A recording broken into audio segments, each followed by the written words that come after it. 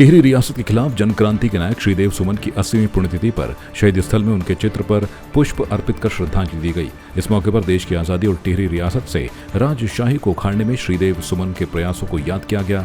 शहीद स्थल पर बड़ी संख्या में राजनीतिक दलों, उनके कार्यकर्ताओं, सामाजिक और मजदूर संस्थाओं के प्रतिनिधियों ने श्रीदेव सुमन के चित्र पर पुष्पांजलि अर्पित कर श्रद्धांजलि दी।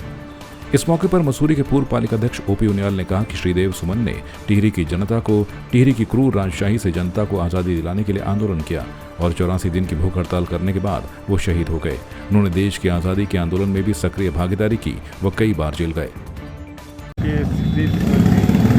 टिहरी आंदोलन के नायक रहे और उन्होंने राजशाही को उखाड़ने के लिए आंदोलन किया।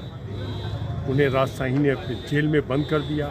अल्प आयु में ही वो जेल में ही उनकी मृत्यु हो गई।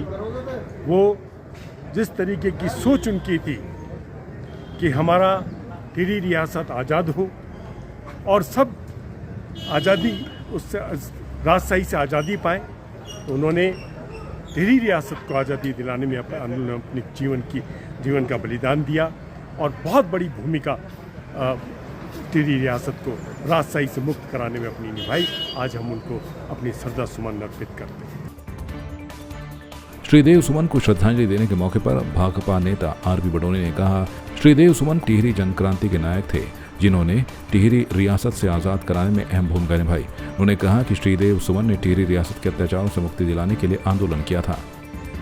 सबसे पहले तो मैं श्रीदेव सुमन जो टिहरी जन क्रांति के नायक हैं और टिहरी रियासत को आज़ाद कराने वाले श्रीदेव सुमन ने अपने जो प्राणों की आहुति दी, मैं उनको कोटि कोटि नमन करता हूँ। राजा ने वो श्रीदेव सुमन के साथ जो अत्याचार किया, जो अन्याय किया और आखिर में जो श्रीदेव सुमन 84 दिन भूख हड़ताल के बाद जो है उन्होंने अपने प्राण त्याग दिए और रात 12 बजे श्रीदेव सुमन को बोरी में बांध के राजा ने और भिलंगना नदी में फेंक दिया। और जब भिलंगना नदी में फेंक दी उनकी लाश, तो सुबह पूरी जब टिहरी रियासत के लोगों को पता लगा कि राजा ने श्रीदेव सुमन के साथ ऐसा किया है, पूरे लोग इकट्ठे हुए, पूरी प्रजा इकट्ठी हुई और उन्होंने राजशाही को जो है उखाड़ फेंकने का निर्णय लिया और उसी की बदौलत हमारी टिहरी रियासत आज़ाद हुई है।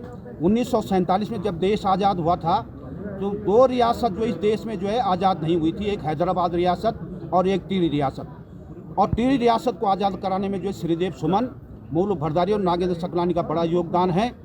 और मैं यहाँ के माननीय मुख्यमंत्री और अब यहाँ के स्थानीय विधायक मंत्री गणेश जोशी जी से निवेदन करता हूँ कि शहीद स्थल पर एक श्रीदेव सुमन की मूर्ति स्थापित कर दी जाए।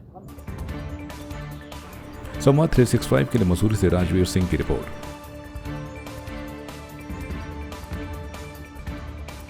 आपकी इस पर क्या राय है, हमें कमेंट कर जरूर बताएं। इसके साथ ही आप हमारे YouTube चैनल को सब्सक्राइब कीजिए। आप हमें Facebook, Instagram, Twitter और कू ऐप पर फॉलो भी कर सकते हैं। और संवाद 365 के साथ एक क्लिक में जुड़ने के लिए डाउनलोड कीजिए संवाद 365 ऐप।